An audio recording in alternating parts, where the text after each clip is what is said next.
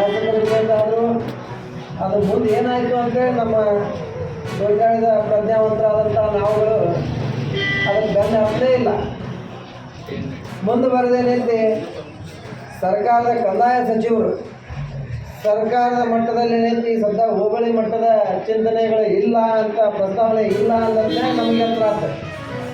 ಹೆಂಗೆ ಯಂತ್ರ ಅಂತಂದ್ರೆ ವಿತರಣಾ ಕೇಂದ್ರ ಮಾಡ್ರಿ ಅಂತೇಳಿ ಮತ್ತೆ ಅವ ಮನೆಗೆ ಕೊಡೋಕೆ ಶುರು ಮಾಡಿದ್ವಿ. ಆದ್ರೆ ದುರ್ದೈವದಾಗ ಏನೈತೆ ನಾವು ಅದೃಷ್ಟವಂತರಾಗಿದ್ವಿ ಅಂತಂದ್ರೆ ಈ 2 ವರ್ಷದಿಂದನೇ ನಮ್ದು ಹೋಬಳಿ ಆಗಿಬಿಟ್ಟಿರ್ತದೆ.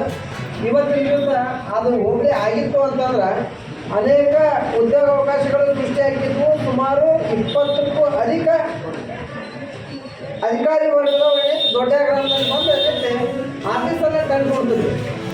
ಅದರಿಂದ ಏನೈತೆ ನಮ್ಮ ಮುಂದಿನ ಮಕ್ಕಳ ಭವಿಷ್ಯದ ಉಜ್ವಲ ಒಂದು ಭವಿಷ್ಯಕ್ಕಾಗಿ ಏನೈತೆ ನಾವು ಆಸರ ಹಾಕೀವಿ.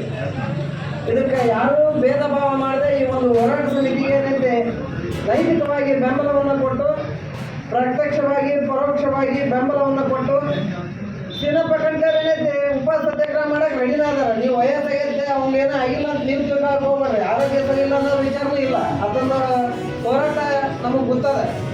ಅಥವಾ ಉಪವಾಸ ಸತ್ಯಾಗ್ರಹ ಮಾಡಿದಂದ್ರೆ ಯಾವ ಮಟ್ಟದಾಗ ಅದು ಚರ್ಚೆ ಆಗುತ್ತೆ ಅನ್ನೋದು ನಮಗೆ ಗೊತ್ತದ.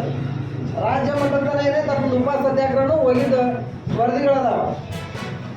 ಅಧಿಕಾರಿಗಳಾಗಿರ್ಬೋದು, ಜನಪ್ರತಿನಿಧಿಗಳಾಗಿರ್ಬೇಕು, ಯಾರಾಗಲಿ ಎಚ್ಚರ ತಗೊಂಡು ಏನೈತೆ ನಮ್ಮ ದೊಡ್ಡಾಳನ್ನ ಏನೈತೆ ದೊಡ್ಡಾಳ ಹೋಬಳಿ ವಿಸ್ತರಣಾ ಕೇಂದ್ರ ಅನ್ನಂತೆ ಆದೇಶ ಮಾಡಿಸ್ಕೊಂಡು ನಮ್ಮ ಈ ಒಂದು ಸಂಘಟನೆಗೆ ಏನೈತೆ ತಗೊಂಬಂದು ಕೊಟ್ಟ ನಂತರನೇ ಏನೈತೆ ಈ ಒಂದು ಅನಿರ್ದಿಷ್ಟಾವಧಿ ಧರಣಿ ಸತ್ಯಾಗ್ರಹವನ್ನು ನಾವು ಕೈ ಬಿಡ್ತೀವಿ. ಅಲ್ಲಿವರೆಗೂ ನಾವು ಏನೈತಿ ಅಹೋರಾತ್ರಿ ಏನೈತಿ ಈ ಒಂದು ಧರಣಿ ಪ್ರಕ್ರಿಯೆಯನ್ನು ಏನೈತೆ ಅವ್ರಿಗೆ ನಾವು ನೈತಿಕವಾಗಿ ಪರೋಕ್ಷವಾಗಿ ಪ್ರತ್ಯಕ್ಷವಾಗಿ ಬೆಂಬಲವನ್ನು ಕೊಡ್ತೀವಿ ಅಂತ ಹೇಳ್ತಾ ಈ ಒಂದು ಕಾರ್ಯಕ್ರಮದಲ್ಲಿ ನನಗೆ